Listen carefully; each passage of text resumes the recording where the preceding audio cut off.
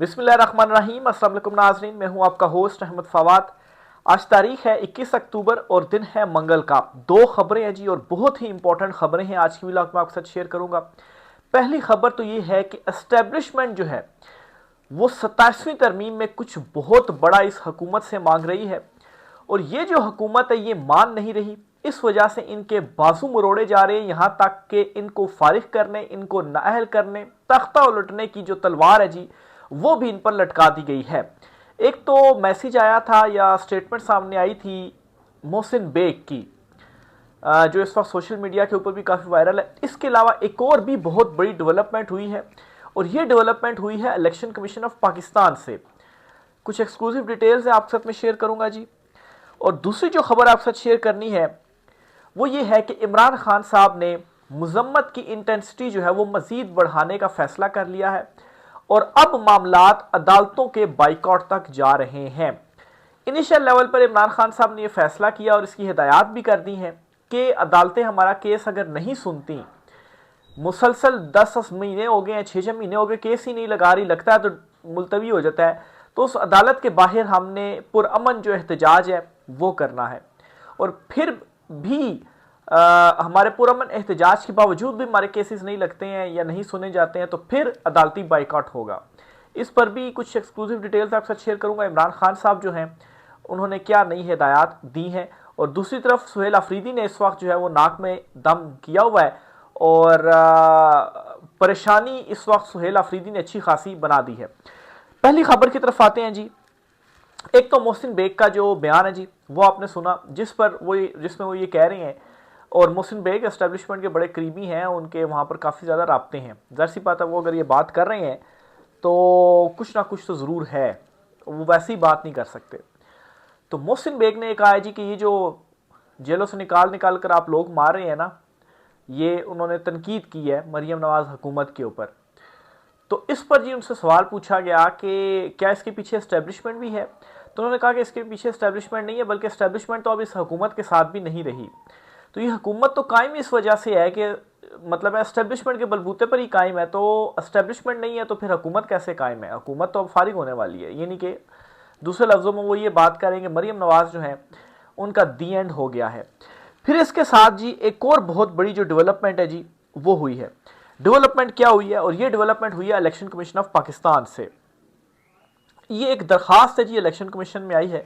ये मैं आपके साथ जो दरखास्त है वो आपको दिखा भी देता हूँ जी, ये, और इसको मैं आपको पढ़कर सुनाता हूँ जी। ये बेसिकली जी नवाज शरीफ, शहबाज शरीफ की रुकनीत जो है वो ख़त्म करने के हवाले से है, हल्का NA 133 से। यानी कि दूसरे लफ्ज़ों में आप कहें उनको नाअहल करें और ये जो हुकूमत है इस हुकूमत को ही फारिग कर दें। इसमें क्या कहा गया है जी? इसमें कहा गया जी कि मोहतरम चीफ इलेक्शन कमिश्नर इस्लामाबाद जनाब अली, मेरी रियासत पाकिस्तान के वफाकी इदारे के सरबराह से वफाकी पार्लिमानी मेंबर हल्का 133 शहबाज शरीफ की रुकनीत मुअत्तल करने की दरख्वास्त है। शहबाज शरीफ ने आशियाना हाउसिंग में करप्शन की और फिर उसके बाद पुल तामीर करने के लिए अवाम के टैक्स का पैसा अपने ज़ाती मफादात के लिए ज़ाया किया। तफसीलात नैब के पास मौजूद हैं।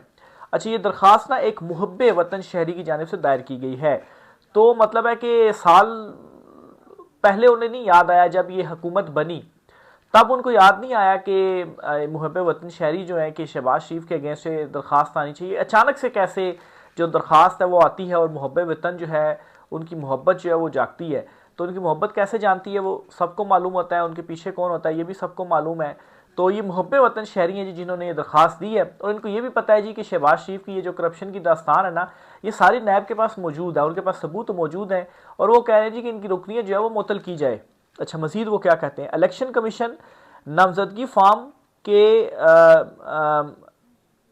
ये थोड़ा सा मिटा हुआ है, बहरहाल उन्होंने आगे चलकर मतलब है कि वो सेक्शंस का हवाला दिया, कानून का हवाला दिया है जी कि इसको यूज़ करते हुए रुकनीत जो है उनकी मुअत्तल की जाए। ये रुकन इलेक्शन लड़ने का अहल ही नहीं है। अच्छा, अगर इलेक्शन लड़ने का अहल नहीं है तो वो फिर रुकने पार्लियामेंट कैसे बन गया? रुकने पार्लियामेंट बन गया तो फिर वज़ीर-ए-आज़म कैसे बन गया? तो अगर ये अहल नहीं है और इसकी रुकनीत मुअत्तल हुई है तो यानी कि MNA नहीं रह सकता और फिर उसके बाद वज़ीर-ए-आज़म जो है वो कैसे रह सकता है? तो एक तरफ मरीम नवाज के हवाले से स्टेटमेंट आती है जी मोहसिन बेग की। और दूसरी तरफ जी इलेक्शन कमीशन ऑफ पाकिस्तान जो है वहाँ पर ये बहुत बड़ी जो डेवलपमेंट है वो होती है। फिर एक और बात भी आपको बताऊं कि एक्सटेंशन से रिलेटेड कोई जो नोटिफिकेशन है वो अभी तक नहीं आया। चले 2 साल कहें या 5 साल कहें, कुछ जो भी कहें, लेकिन अभी तक कोई नोटिफिकेशन उस हवाले से सामने नहीं आया। हालांकि मरी मीटिंग जो हुई थी ना, उस मीटिंग के बाद ये खबर आई थी जी कि अब जल्द कोई नोटिफिकेशन जो है वो आने जा रहा है, लेकिन फिर नोटिफिकेशन नहीं आया। तो कुछ ना कुछ ऐसा ज़रूर है जिसकी पर्दादारी है।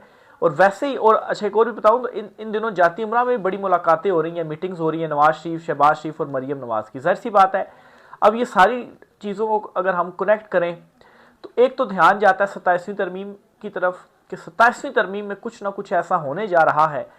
एक तो ये शोर तो है जी कि 27वीं तरमीम आ रही है, लेकिन कब आ रही है, बार बार चीज़ें डिले हो रही हैं, अभी तक तो नहीं आ रही। तो कुछ ना कुछ ऐसा ज़रूर है जी जो इस हुकूमत से ताकतवर हल्के जो हैं वो मनवाना चाहती है कि ये काम हो जाए। लेकिन अगर इन्होंने वो काम कर दिया तो फिर इनको अपना कोई डर है, अवाम का तो डर नहीं है, अपना डर है, अपने इक़्तिदार का डर है कि हमारे पास इक़्तिदार रहेगा, हमारे पास कंट्रोल रहेगा, हमारी सियासत बचेगी, हमारे बच्चे जो हैं वो इसी तरह से इक़्तिदार में रहेंगे नहीं रहेंगे। असल मसले मसाइल जो हैं वो इनके ये हैं। तो इस किस्म का कुछ कोई एक बड़ा इख्तियार होगा, हो सकता है कोई सदर जो है वो कौन होगा, उसमें कोई तरमीम शर्मीम की जाए।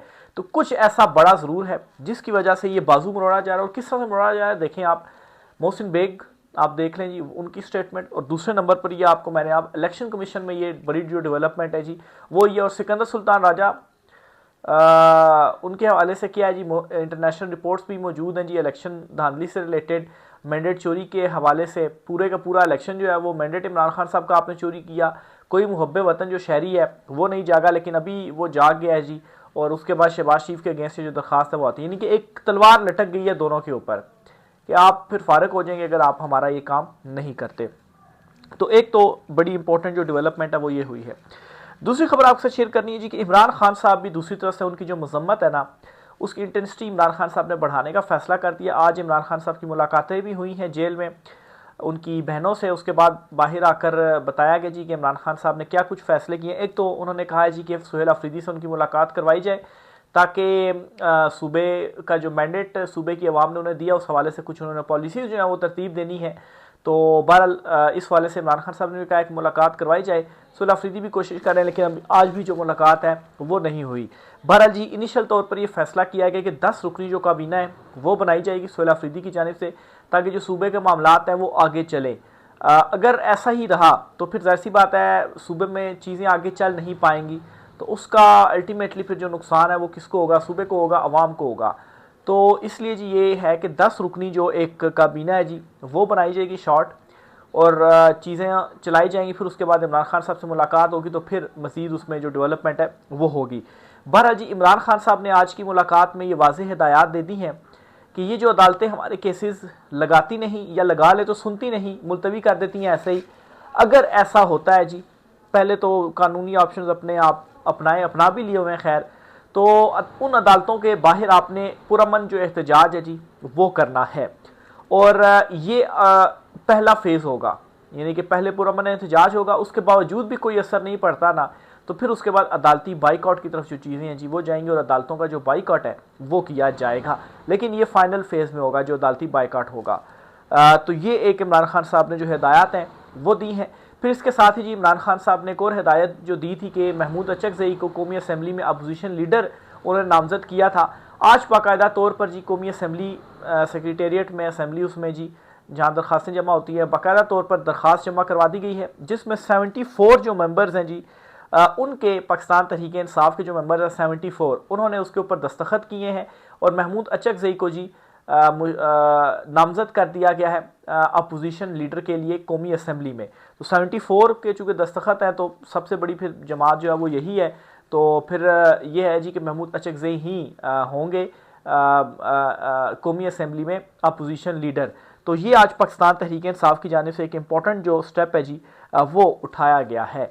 तो देखें जी सिकंदर सुल्तान राजा साहब जो हैं वो अब क्या करते हैं, ये जो दरख्वास्त उनके पास आई है इसको क्या कोई वो फ़ैसला सुनाते हैं, या अगर वो नहीं माने दूसरी तरफ से हुकूमत, तो फिर बाजू मोड़ कर तो ये फैसले कर दिए जाएंगे, तलवार छोड़ दी जाएगी सिकंदर सुल्तान राजा वाली, और ये फारिग हो जाएंगे। और अगर मान जाते हैं तो फिर ज़ाहिर सी बात है उनको भी होगा कि हमने आगे सियासत क्या करनी है, हमारा इक़्तिदार जो है वो किधर होगा।